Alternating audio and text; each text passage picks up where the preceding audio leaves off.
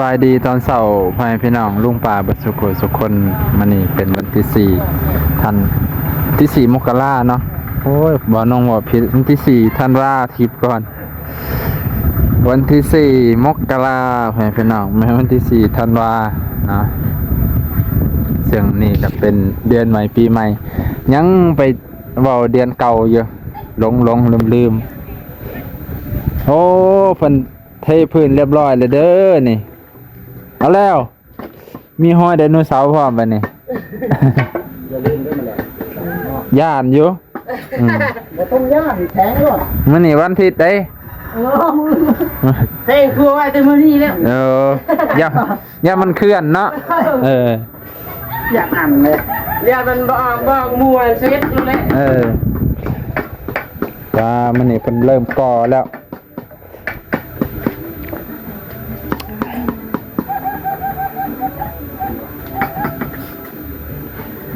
ลืมไปเบิ่งห้องน้ำเนาะต้องลืมกันนะก็ต้องเบิ่งแล้วสิไปเบิ่งสร้างห้องน้ำบ่มาอะไรได้เพิ่นน่ะเพิ่นแล้วเมื่อปะเลยบัดนี้แบบ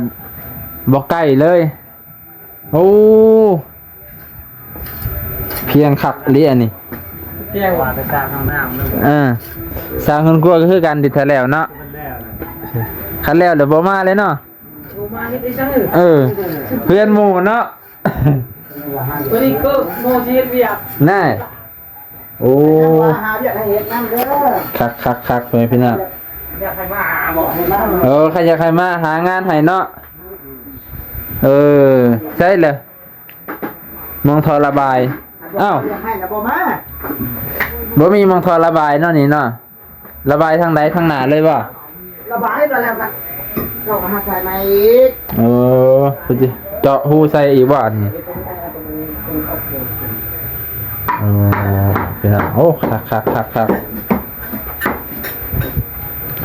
เป็นเทเรียบปิดเลย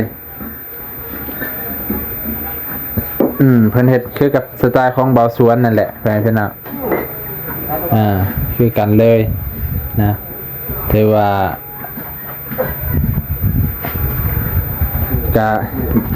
เบาสวนกับแบบนี้แหละที่แรกก็เฮ็ดบ่เป็นจนได้แก้งานเพิ่นแหละจังเฮ็ดเป็น นะแต่ว่าของเบาน้องนี่สิเทเพียงกับพื้นเลยบ่มีสั้นที่2บ่มีสั้น2อันนี้เพิ่นมี2สั้น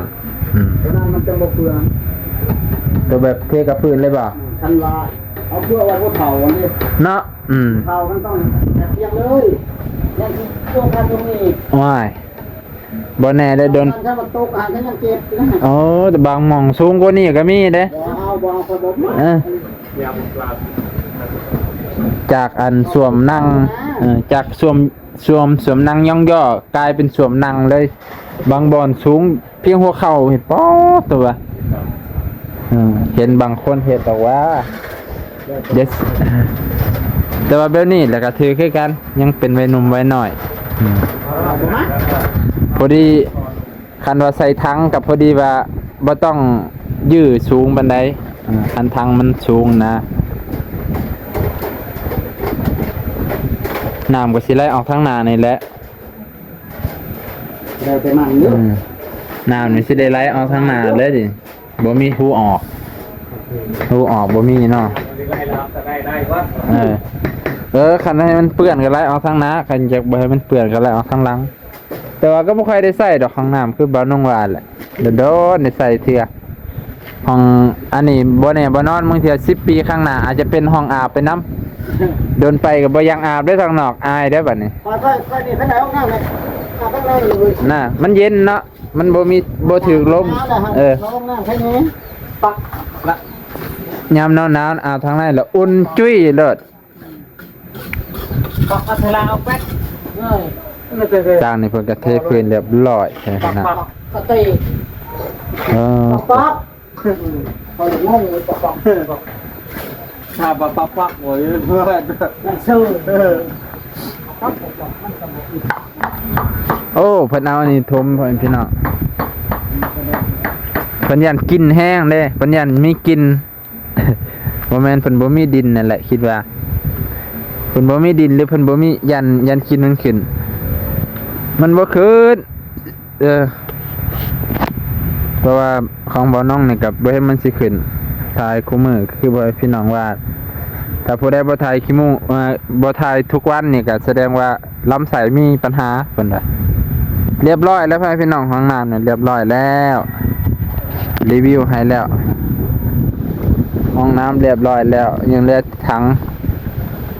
เหลือแต่ถังเพิ่นน่ะถังกับกระบวยคันกับสูบน้ำใส่ดุว่าซั่นเถอะสูบน้ำเพราะว่าคันน้ำถังใหญ่ซำนี้ก็สิสูบได้หลายอาทิตย์เพราะว่าแต่ละเทื่อก็บ่ได้ค่อยใส่หลายดอกแค่เข้าห้องน้ำถังสูงเสร็จให้พอดีมันจังได้สูบเอาไว้หลายๆบัดเดียวคือของบ่น้องมันต่ำๆเข้าอยู่ 2-3 เทื่อก็เบิดแล้วน้ำมื้อหน้าสิไปซื้อถังใหญ่กันไม่ให้การมันอ่างไปให้นอกอยู่นอกข้างในนอก บางคนก็เฮ็ดอ่างใส่เลยแต่เฮ็ดอ่างใส่มันอย่ามัน ต้องพยายาม ต้องพยายาม คัดเรื่อยคัดเรื่อยๆนั่นแหละถูกต้องเบาโงนเบาโงนเลยสร้างโงนเพิ่นน่ะข่อยก็เลยบ่เฮ็ดอ่างเอาถังยันให้พอได้เฮ็ดความสะอาดดุๆคันแบบนั้นน่ะโดนๆไปเนี่ยมันสิเป็นอันนั้นขี้เถ้า เจ้าจะมาจะกินเขานะครับอย่าเด้อเขามันออกในอ่างน้ำเลย ตัวยังบ่ทันลองใส่ห้องน้ำบ่เลยสบายดีลองใส่แล้วบ่ห้องน้ำ บ่ สร้างบ่อยู่ก็ ลอยแล้วไหม ลอยแล้วแหละทางบ่อยู่จวดเลยบ่ สร้างบ่อยู่ยังกลางคืนบ่มีประตูก็ได้ดอกมีผู้ใดสิมาเยื้องใส่น้องเนาะ บอกกะทิอยากเบิ่ง พองนก็บ่อยากเบิ่งดอกเพิ่นน่ะกลางเว้นก็ไม่ได้ยากดอกพูดเอาบอกนะ คันไว้พี่ได้ครึ่งหนึงเนาะบ่ได้นั่งวิทย์ ยืดว่านั่งแล้วก็เอาไว้สูงๆรถให้มันตกใส่หัวยางไปยางมาอย่างไรมันลมละ ลองเบิ่งแมลงตัวนั้นน่ะยังกับปูนน่ะคันเจ้าบ่พาคัดมันสิกล้ามเลยเด้ มาลองก็ได้เลย กับปูนเศษปูนเนี่ยมันกล้ามกับสวมจะเลย มาลองก็ได้ ตัวใด เขาขี่ไปเลย โยบ่มีน้ำบ่มีทางขี่แล้วพะสิไปแล่นไปหาทางบ่ได้เด้แต่ฝนแดงน้องแดงเพิ่นก็ตักน้ำให้สร้างไปตักน้ำกินบ่ไก่บนน้ำกินนี่ นี่เด้อนี่ น้ำสางนี่เนาะแถวนี้มันเป็นรูปเผยไปเนาะ โอ้ยมีนี่ มันเป็นห้อง มีแต่ยามมีเลยมีน้ โอ้ ำเดือน3นี่ เบิดยำห้อนน่ะเนาะ เดือน3เลยก็เริ่มที่หมดเลยนะ โอ้มันยำนี่กะโอ้ยเตาทานเพิ่นก็เรียบร้อยเด้อพี่น้องใหม่เบิดแล้ววันนี้ควันอึมๆมื้อนี้มิดแล้วแสดงว่าใหม่คักเบิดแล้วเนาะอีก 2-3 มื้อก็ มืด มืดเลยติโอ้ ตอนแรงกู โอ้เมื่อมันเย็นเนาะเด้อ เอาลง นี่ตามรถบอก ประมาณเพียงเอวเพิ่นว่าวิดเอวก็บ่ฮู้อันลึกครึ่งหนึงครึ่งก็ครึ่งตะคงนี่แหละเนาะเพิ่นก่อขึ้นแม่นบ่ มาก่อนเลย หาก่อนบ่หากันได้แถวที่3แล้วแม่พี่น้องอีก2แถวประมาณนั้นแหละหลังจากนั้นเพิ่นก็สิใส่ไม้คักไปเนาะสร้างกระจวดจาดรวดเร็วทันใจบริการว่องไวต้องใส่บริการสร้างงน เนาะให้พวกเขาที่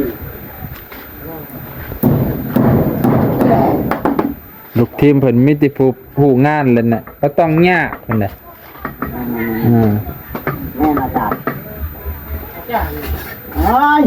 จะว่าธรรมดาบ่เห็นก็ได้ อาจมแล้วข่อยบ่แม่นอาจารย์นะอาจม จุ่มผู้เดียว อ่า ใครเจ้าเฮ็ดว่าก็จุ่มผู้เดียวตลอ อ่า ดนี่ล่ะสิ ข่อยบ่แม่นอาจารย์นะอาจมจมอยู่ผู้เดียวนะ เป็นธรรมดาอาจารย์ อาจารย์ ก็ได้บอกว่าธรรมดานะ คือว่า อาจารย์แล้วขนาด เพื่อนเนาะมันนี่อัปเดตเพียงเท่านี้กันเซแลนไปเซโนอีกวันนี้ปู๊ แลกไปมัน ไกลแต่บ่เคยไปผู้เดียวเซโนยี่สิบเป็นจังไดบ่ย่านหยังดอกย่านติดตำรวจเป็นได้ตำรวจเป็นเขาปองด้วย มันย่อยใช่เราไปกันเพื่อนได้ เราก็ได้เราก็ได้กติกาเขา ฮะย่านหยัง ฮะว่าเจ้ายังขายอยู่ครับ เออเป็นหยังดอก ไปพี่น้องสำนีก่อนมันนี้มาอัปเดตห้องน้ำเพิ่นกับเทวาแล้วเสร็จสมบูรณ์ทั้งนอกทั้งในพื้นเพิ่นกับเทเรียบร้อยไปพี่น้องห้องน้ำเรียบร้อยกาบานีกลัวเพิ่นกับสิก่ออีก5 ก้อนเพิ่นน่ะตอนนี้เริ่มฝังพุ่นแล้ว3 ก้อน3 แถวเนาะ3 แถวน่าจะอีกบ่นานมื้อนี้มื้ออื่นก็มื้อฮื้อน่าจะแล้วให้พี่น้องมื้อนี้ขอขอบคุณขอบใจขอบพระคุณหลายๆมาอัปเดตเหตุการณ์ช่วงเช้าบ่น้องก็สิได้ไปธุระอีกโอ้ยให้พี่น้องไกลเติมบ่เคยไปเทื่อแต่ก็สิลองเบิ่งไปต่อยาให้นางร้อยเพิ่นนั่นแหละไปพี่น้องต่อยาให้นางร้อยเพิ่น